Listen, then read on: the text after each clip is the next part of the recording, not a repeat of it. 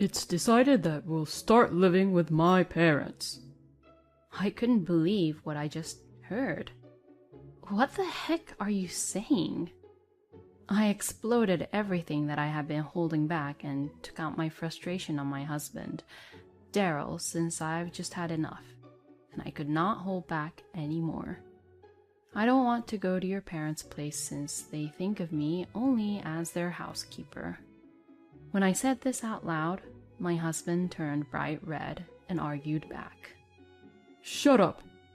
How dare you argue back against me? Do you even have any idea how much I've been compromising here? If you're only going to be selfish like that, then let's get a divorce. Saying that, my husband had passed the divorce papers to me.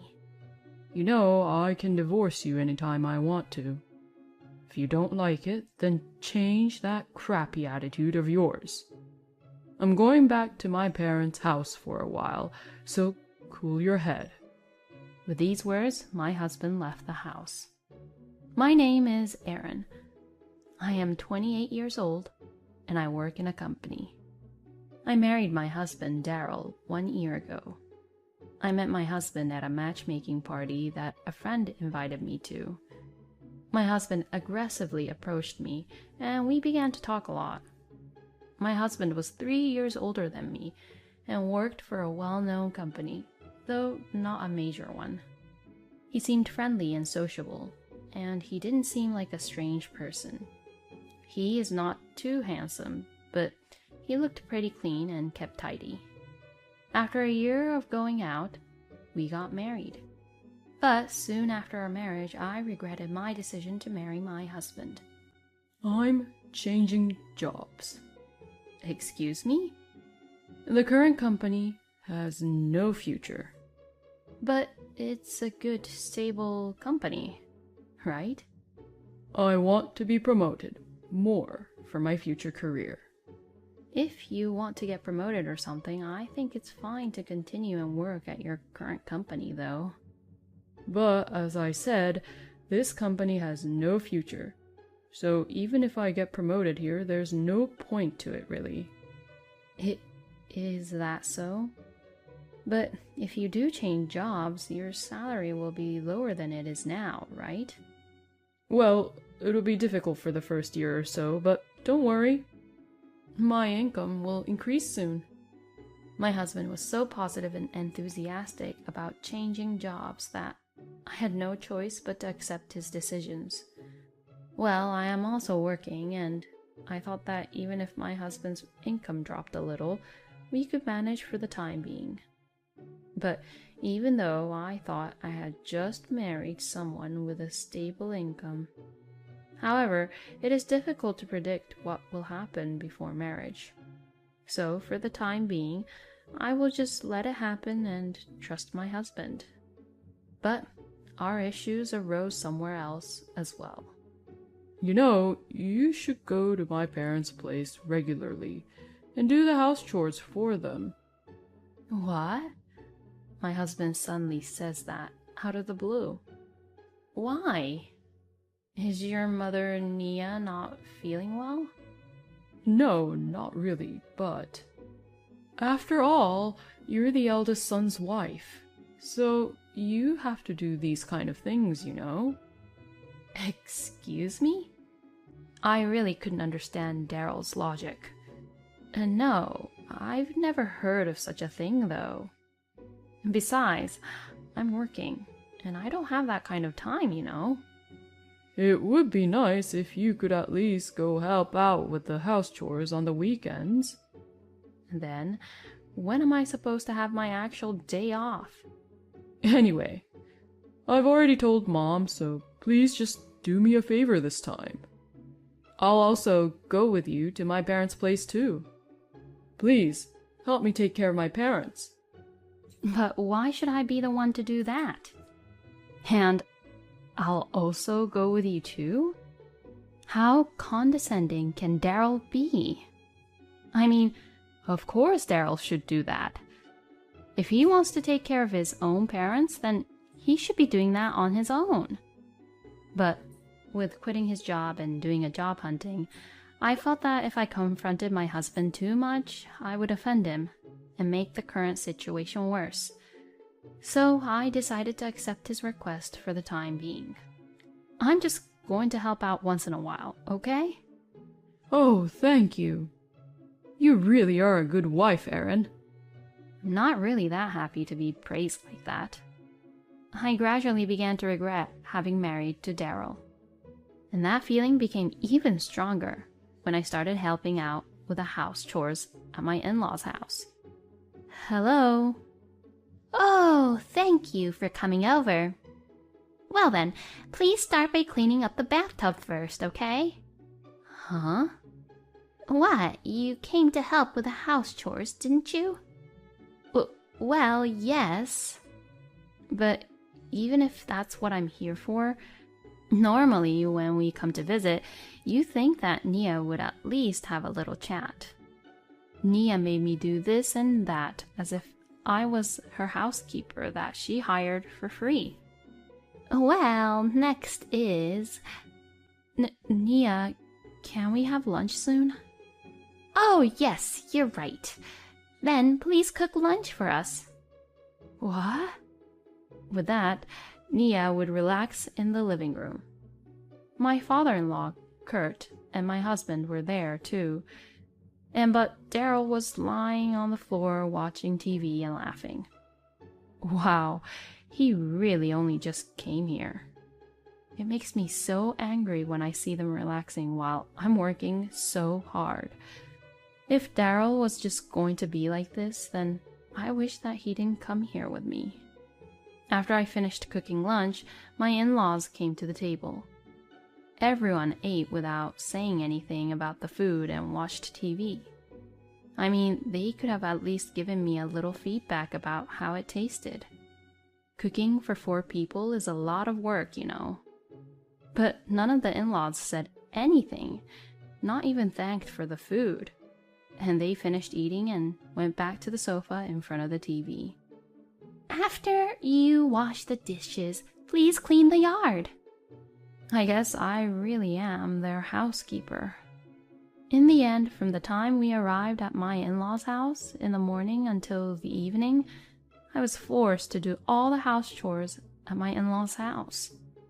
When my husband yawned on the car ride home, I thought I was going to strangle him. Why the hell was he even tired? He was just lying down and watching TV all day, wasn't he? Well then, let's go visit them next week, okay? What? Do I have to go back again this month? You promised you'd go there regularly. You'll have to go every other week or so to clean the yard and take care of other things around my parents' house. I've been trying to compromise with my parents too, you know. They actually want you to come every week. No way. I will never go there every week. I'm not your parents' housekeeper, you know. There's no way I could visit them that frequently. But you promised me. Are you trying to break the promise? I didn't expect to do such a tremendous amount of house chores, you know. Then just once a month. Wow. Daryl's just selfish. And that's endless, huh? But it seemed that my husband would never give in to further arguments. So I agreed to go to my parents-in-law's house to help out with the house chores on the condition that it be done once a month. After that, my frustration with my husband continued to build up. But I didn't want a divorce right away. We had been married less than 6 months at this point. Even though we are husband and wife, we are still strangers to each other. So we need to understand each other and try to work it out and compromise a bit more. I tried to meet my husband's requests as best as I could. But I also tried to speak up when he was being unreasonable. I believe that by speaking up each time, my husband would gradually come to understand my feelings and thoughts. And now 1 year passed since we got married.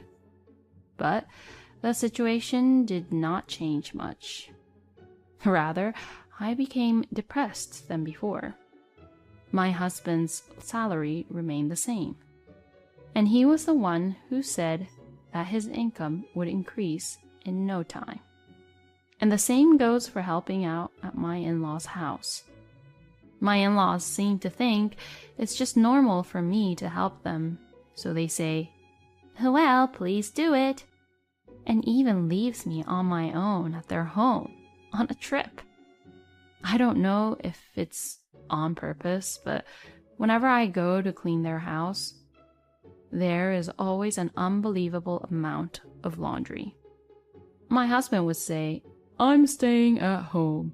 and he doesn't even come over to my parents-in-law's house anymore when I go there.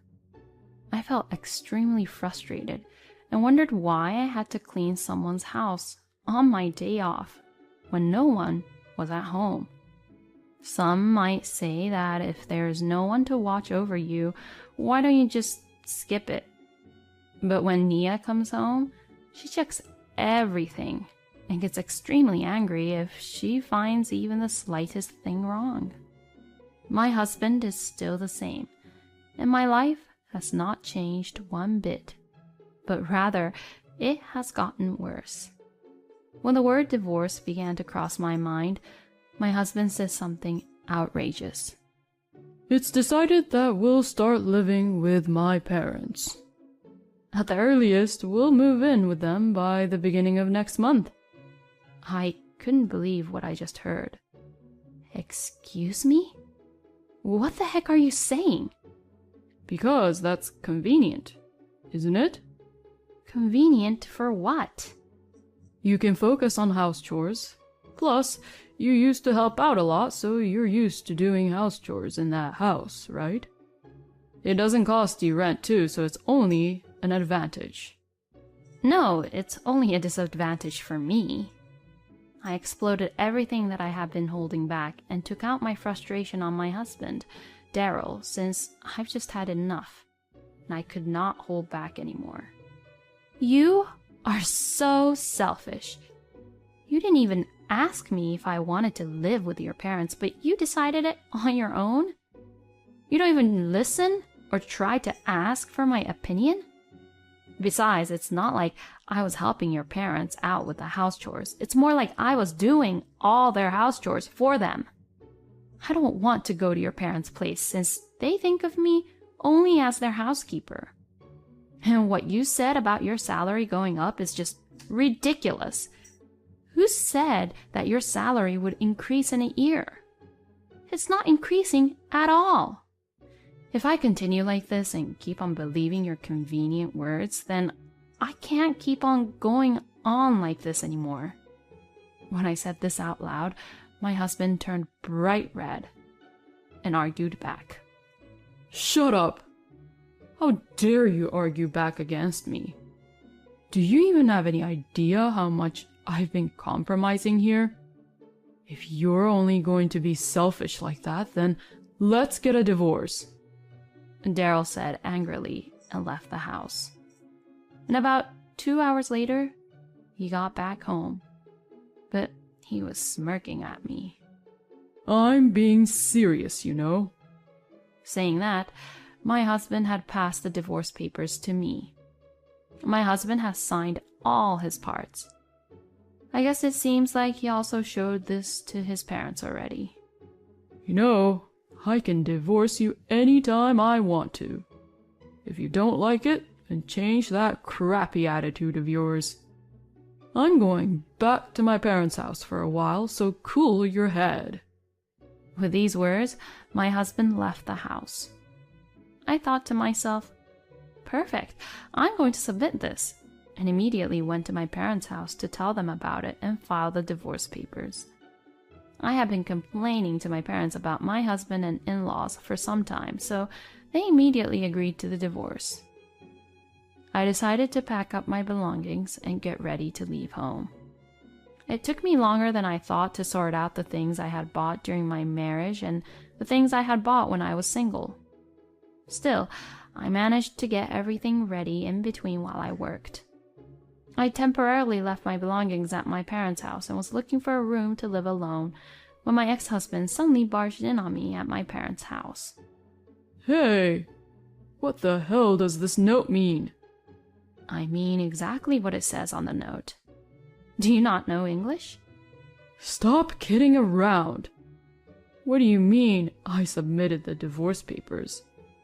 Why did you even do that without my permission? Without your permission? You're the one who said I can divorce you anytime I want, right?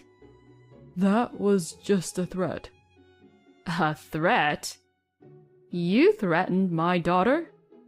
Oh, no. It was a figure of speech. Rather than a threat, I was just saying it as my opinion. My ex-husband is weak against my father. My father is 6 foot tall, very fit and a bodybuilding expert who used to compete in national bodybuilding tournaments. My ex-husband, who is as thin as a bean sprout, would probably be thrown off if my father even touches him. Anyway, I don't approve of the divorce. I don't care if you do or not, because our divorce is finalized, so we're strangers now. Don't be ridiculous. If you're going to get away with that kind of selfish way to get a divorce, I'll go ahead and sign the marriage papers on my own. I'm not signing anything like that, okay? Besides, if you do that, then I'll lawyer up and sue you. Sue? What? I'm going to take you to court, and I'll prove to everyone how condescending and selfish you are, along with your parents on how they treated me, and fight until I get a divorce from you. No way. And if you keep on staying here, I'm going to call the police, okay? Police? Please don't do that. My husband left as if he was running away, frightened. Wow, how pathetic can he be? Why did I marry such a person like Daryl? Later on, thanks to my father's presence and the pressure he put on my ex-husband, I was able to receive my share of the property with very favorable terms. In exchange for my ex-husband being able to live in that rental apartment and keep the furniture and appliances in the house, I was entitled to all the savings I had saved since our marriage. Since I was paid better than Daryl, he wasn't happy about the share property being cut in half. So I was glad to have it all for myself. My ex-husband moved back to his parents' house after the divorce, and apparently Nia did hurt her back while cleaning the yard and started forcing him to do the house chores. My ex-husband said, I don't have my day off. Don't you think that's terrible? Help me out. And so on, calling me and pressuring me to get back together with him, but I said, this is a good opportunity for you to take care of your parents. Go for it. And I hung up the phone and blocked the calls from him. The other day, I had a chance to work with someone from my ex-husband's former workplace, and I learned a fact about my ex-husband that I never expected. It seems that my ex-husband was not good at his job at all, and he was so useless that even his colleagues were promoted ahead of him. I was convinced that this was why Daryl had changed jobs. It seems that he thought he could get ahead in his career if he went to another company without realizing his lack of ability. He really is a hopeless person. I am sure Daryl will not be able to get any promotion at his current workplace. Well, I don't really care because it is no longer any of my business. On the other hand, I am planning to live at home, save money, and study abroad.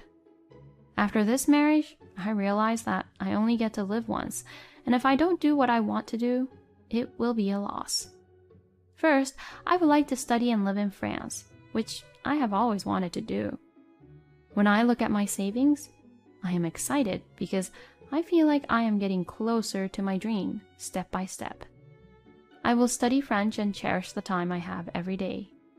Even though I failed at my marriage, my life was just beginning. Thank you for watching until the end. Please subscribe to our channel. We hope to see you in our next video.